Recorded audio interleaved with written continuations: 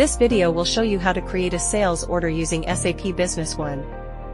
First, log into your SAP Business One account. Navigate to the Sales/R module from the dashboard.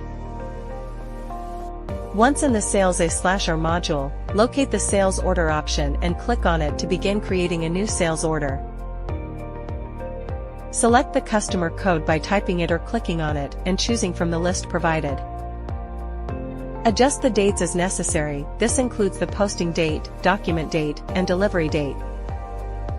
Enter the necessary details, that is the item code, item details, quantity, price, discount if applicable, tax if applicable.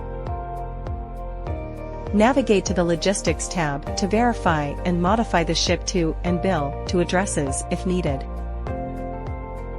In the footer section, input any discount percentages if required.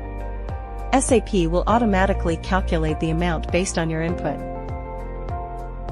Review the sales order for accuracy.